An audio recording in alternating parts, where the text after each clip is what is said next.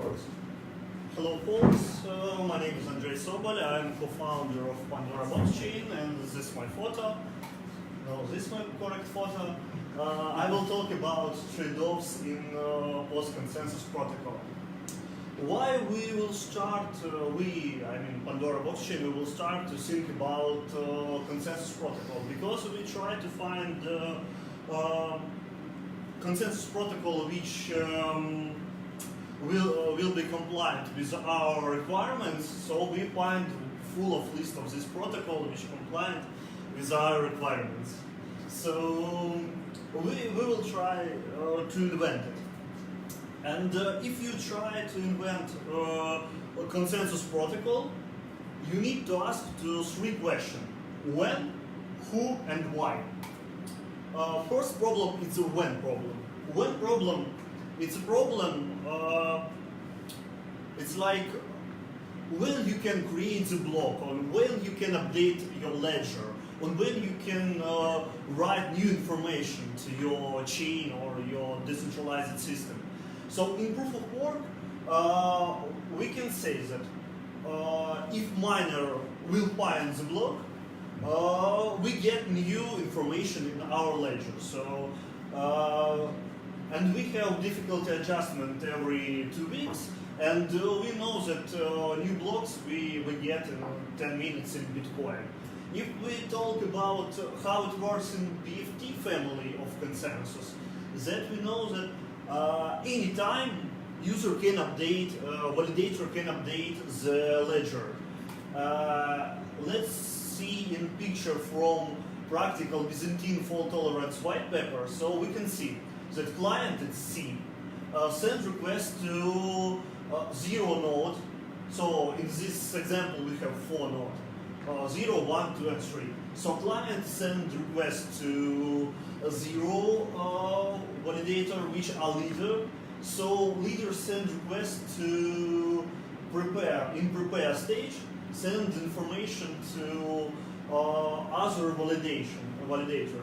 Other validators say this information in prepare stage to other node, and in stage commit, they commit changes, and then all replica sent to information about commitment transaction, about commitment information to client. So it's repeat all time, and every new part of information we can update to ledger immediately. How it works in chain-based proof of stake consensus? We have time frame, and we have one block for each time frame. So it's kind of synchronous approach of making consensus. So another part of question about when it's finality, when we reach finality, and how we reach finality. So in BFT family consensus, each part of information, each block, have finality or have no finality. So 0 or 1. In chain-based consensus, proof of work or chain-based proof of stake, we have probabilistic finalities. That means that all information can be replaced, but it's too hard to do for old data, for old blocks. So how it works in BFT? In the prepare and pre-prepare stage, we have no finality for information. In commit stage, we have finality. We finalize our block. It's a hash graph, by the way. How it works in hash graph? For example, we will try to finalize data which provide Bob this. So Bob send this information to Ed, and Bob send and Ed send information to Carol about this Bob transaction, and about, okay, I'm Ed, I know about Bob transaction.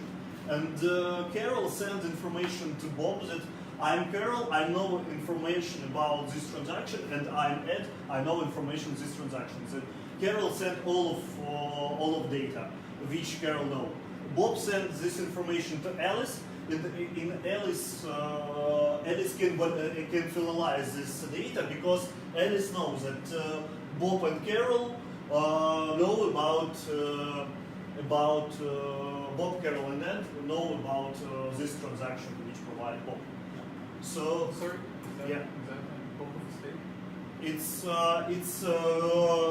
It's hash graph algorithm of consensus. Hash graph can work with proof of stake if you add stakes to this protocol. But originally, in white paper of hash graph, they say it's BFT family consensus, so you can provide list of validation as you want. So it's about probabilistic approach, and it's about chain-based proof of stake or proof of work. If you want to replace block D, you need to create longest chain ZD, so we can calculate probability of a situation when chain forgot about block D. And in this part of speech, we get first trade-off. This means that we have only strong finality or anonymity, pseudonymity. This means that we can only know about which version of our chain node network only if we know all of validator, all of user can validate this network. So you have only probabilistic finality, or if you try to invent anonymous network. The next trade-off is about fast finality or decentralization. You cannot reach fast finality if you try to implement really decentralized network. And particular case of this trade-off, that means that you have only big block or you have decentralization. If anybody say to you that, okay, we can create real decentralized network where it's very, very, very big blocks, that's magician. Yeah, but So, I think it's a trade-off between the block size and the block interval. Yeah. I mean block interval. So if you get big block but very, very long block interval, it's yeah, you're right. So another question is who will sign the block? Who will update your ledger? Who will update the ledger? So first question is anonymous or not. If yes, you have only one approach, proof of work. If no, it's non-proof of work approach. So another type of threshold who can write your ledger, it's proof of stake, delegated proof of stake, proof of reputation, proof of authority.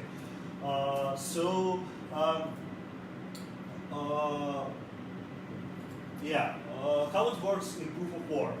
Proof of work is not only threshold conditions. That means that if you have hash power, you can update ledger. In proof of work, we have first decentralized lottery, and one hash, it's one lottery ticket. So if you try to buy ASIC miner, you buy a machine which will print your tickets of lottery tickets. So how it works in other types of consensus? I don't want to speak about leader election in off-chain approach and of presets because it, so I want to talk. One second. Yeah, I don't want to talk about off-chain because it's bullshit. So leader election in situations that if we have a set of validator which we collect in proof of stake approach. So first we need true random to generate how validator will sign each block. So first of all, very simple approach is commit reveal random. That means that we have two stages, commit and reveal. In commit stage we generate, each validator generate random and provide hash of this random to blockchain. In reveal stage validator provide random. So you can check by hash that validator is not liar. So but validator can manipulate this commit reveal scheme, because validator can select, okay, I don't want to provide my random, and I choose another random which more good for me. So and set of validator can conspire and select which random they want to provide. So it's not a good solution. If we want to implement more strong solutions, that we can use threshold encryption approach. One of this variant is Shabir secret sharing. That means that if you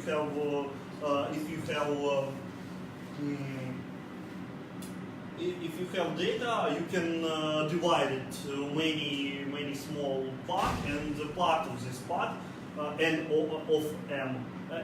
part of m can collect and can recover this data which you encrypt by Shabir secret sharing scheme. How it works in our proof of stake algorithm? We have validator provide public key in stage 1. We have 3 stages. In stage 2, validator generate random data and create Shabir secrets for this data and encrypt using this public key, which validator provide in stage 1. In stage 3, validator provides private key which can decrypt this information from stage 2. So we get honest random which nobody can manipulate result of this random. And just a quick question. Yeah, you can take photo. Can I ask after? Oh no, you can ask right Yeah, now. because I don't understand what is random data here. You use this random data for leader election or? Yeah, for leader election. So Yeah. It's this is for just like about which user can signal this block in next step, or which set of user can signal this block in the next step. So trade-off between safety and liveness. If we try to get safety protocol, we need to know that safety protocol which this means that 50% can stop your protocol and 50 plus 1 can replace the history. So you can move this digits. That means that you can say, okay, 53% can stop my protocol, but 67 plus 1 can replace history, and you can say, okay, 10% can stop protocol. So it's trade-off. Trade-off for reliable random or small consensus overhead. If you want really honest, really reliable random, you need to get very big overhead, because Shabir secret sharing is not small, because public key and private key cryptography is not so small. So it's trade-off between reliable random and small consensus overhead.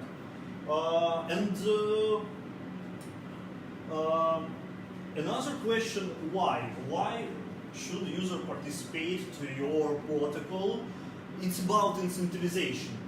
In Bitcoin, you have very simple rule. Okay, guys, if you mine this block, you get reward.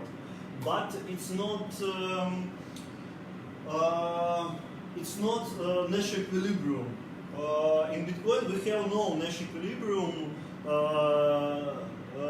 Nash equilibrium not in a way that people will mine as honest miner. They will mine if they will mine like selfish miner, and if they have 53% of hash power, they can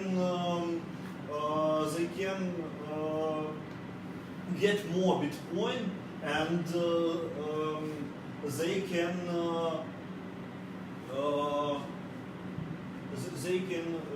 try to manipulate of algorithm consensus. That means that how works selfish mining. If you have 33% of your hash power, you can mine a block, and if you find the block, you don't need, you have no reason to publish this block to whole network. You can just stay with your block and mine another block after this block. So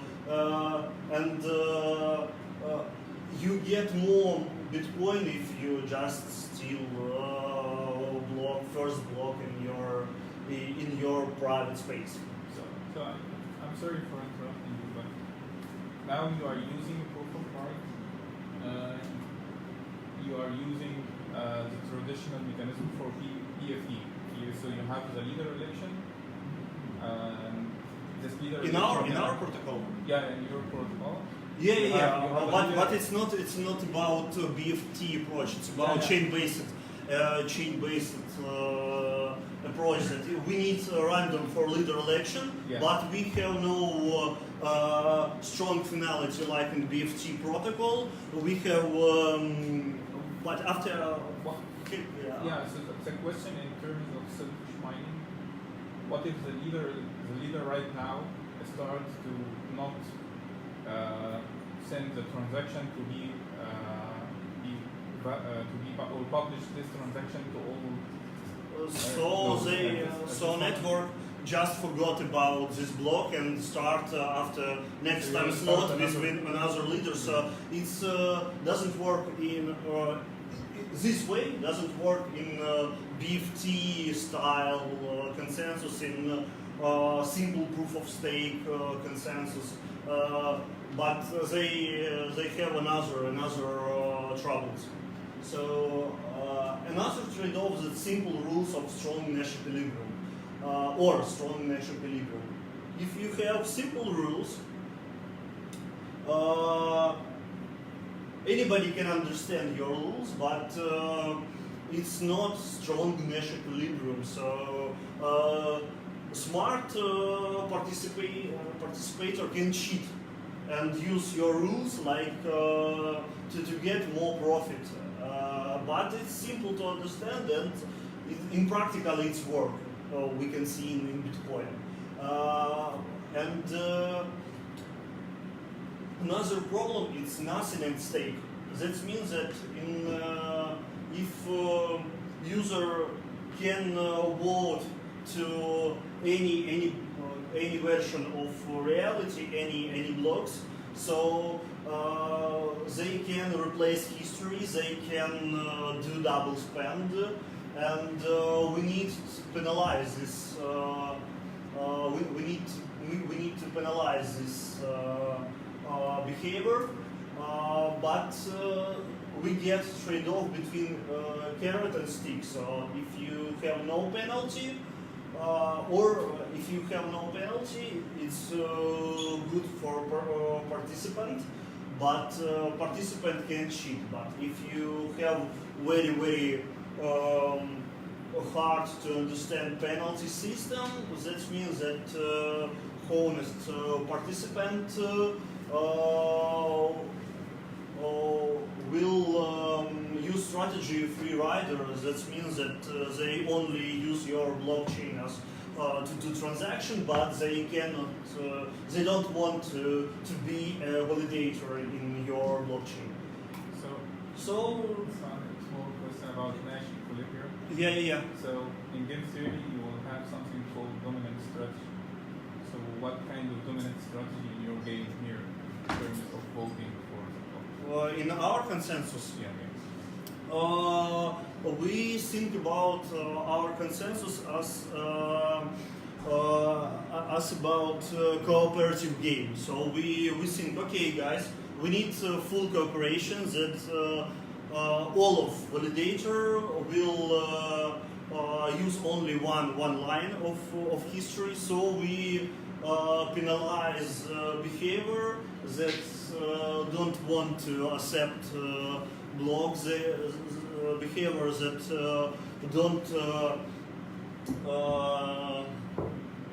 don't provide link to old block and don't create a block in your time slot. So we think about our consensus algorithm. It's cooperative game. So we modelize it like cooperative game. Is that in the paper? Sorry? You have a published paper about it? No, we write. Yeah. We will write as soon as possible. So that's all. The summary. If you try to invent your consensus protocol, it looks like this. So it's rocket science. That's our GitHub. In our GitHub we have MVP of our consensus, which write it in Python, and Dankeschön.